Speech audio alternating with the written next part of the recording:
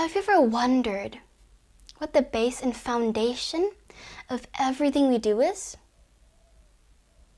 What indicates the way we approach life? And what leads us to being happy and peaceful from within? Well, let me tell you a story. Growing up, throughout my early years of childhood, I've always been quite a clumsy child. And I would break glasses and cups almost every second day. And so growing up, I would always hear my mom say, "Yumi, you need to have more sati." And so that led me to wondering, well, what does sati actually mean? Why is it important? And why do I need to have sati? And so, as a small child would do, I went to ask my mother, who has always had interest in studies about Dharma, meaning an aspect of truth, or simply reality. I went to ask her what this word meant, what sati meant. And I went to look for its definition in a dictionary. This is what sati means. Sati in Buddhism means awareness and mindfulness. It means to be fully present and living in the present moment with the clear and non-judgmental awareness of ourselves, our thoughts, our feelings, our sensations, and awareness of our surrounding environment. Sati is like the consciousness of being conscious. It is also a practice that all of us can do, no matter our gender, age, or religion, and so on. And so now, let me give you a little example, so we understand this word a little more. What do you think is going on in these two pictures? Well, remember when I said that I was quite a clumsy child and I would break glasses and cups almost every second day? Well, this is exactly what these two pictures are about. My clumsiness. And so let me ask, what do you think is a reason for my clumsiness? That's because I didn't fully have sati. As you can see in the first picture, I was lost in thought. I was thinking of other things and not focusing on what I'm doing in the present moment. My mind was not fully present. And so that led to me being less aware and less mindful of my actions and my surrounding environment. So when I turn around to go grab some stuff, I accidentally hit that cup and it falls and shatters. And so now that we understand sati a little more, let's talk about its importance. Firstly, because sati is a base and foundation of everything we do. Our thoughts, our feelings, our actions, and the way we approach life depend on our level of awareness and mindfulness, our level of sati. And secondly, is because when we don't fully have sati, it can affect us, the people, and the things around us badly. Like in the last example, not only do we break the cup, we also hurt ourselves. And if another person were to walk into the room and step on that broken piece of glass, they would get hurt as well. And thirdly, because sati leads us to understanding ourselves and understanding nature. But wait, I know what you're thinking. what does understanding ourselves and understanding nature actually mean? Well, let's start with understanding ourselves. This means to understand and know who we are. Like, for example, knowing our likes and dislikes. Knowing what our core values are. And secondly, understanding nature. It means to understand the truth of our world. To understand reality.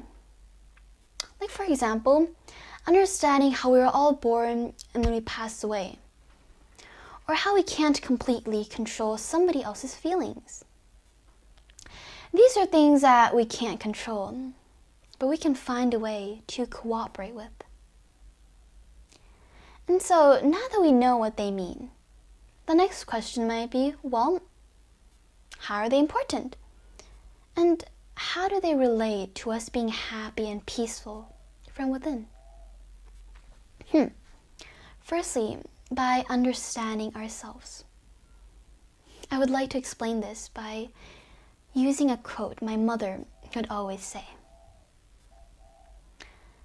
If we don't understand ourselves, if we don't know what makes us happy, then how are we supposed to find true happiness for ourselves? And secondly, by understanding nature.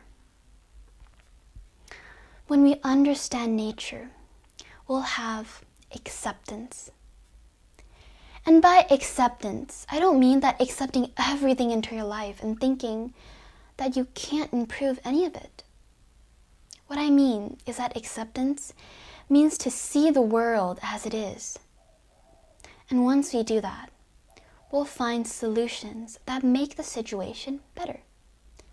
Because we're living in the present moment, thinking what we can do right now to improve things.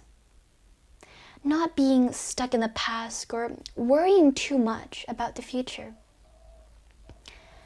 And by doing all this, it will make us feel more calm. And now that you've heard about all of this, you might be wondering, well, how do I improve my sati? Well, we can do that through mindfulness practice. And I like to categorize these practices into two groups: informal practice and formal practice. Let's start off with informal practice. Informal practice in this case means a practice that we can do anytime or anywhere. Like incorporating mindfulness and awareness, incorporating sati into our everyday lives, our everyday tasks. Like, for example, when we're eating. Being more mindful when we chew our food so that we don't choke. Or when we're biking, riding on a bicycle. Being aware of our surrounding environments. Are there a lot of cars on the road? Is it safe to bike right now?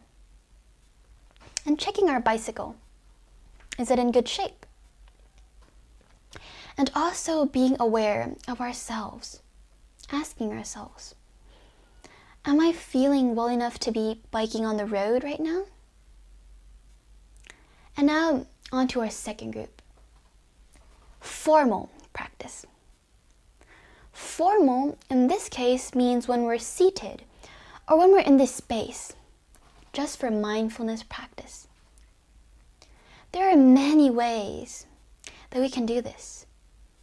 And the key is to find a practice that suits us best.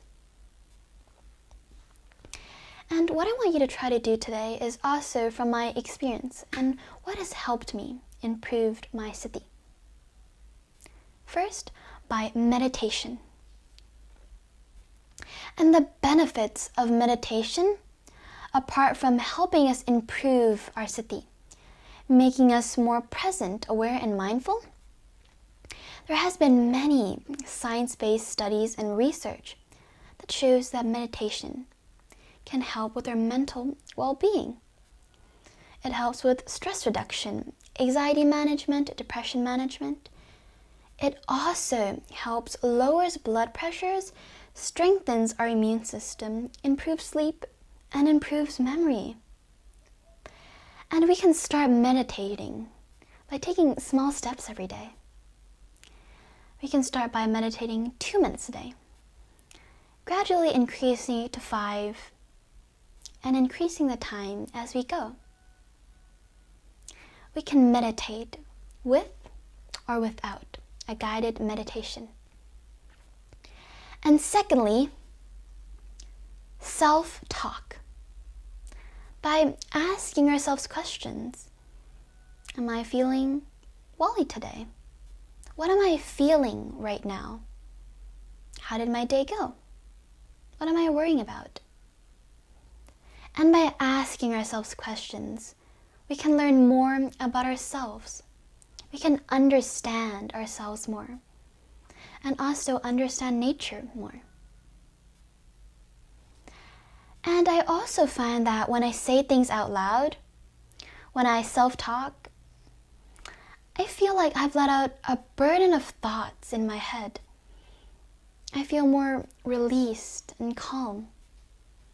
And when writing that down, it also makes it easier to arrange our thoughts and find points that we can improve on.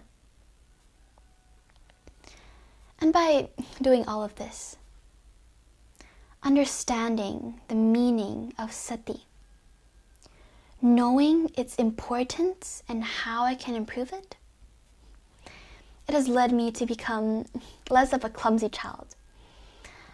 I understand myself and nature more. I feel more happy and calm.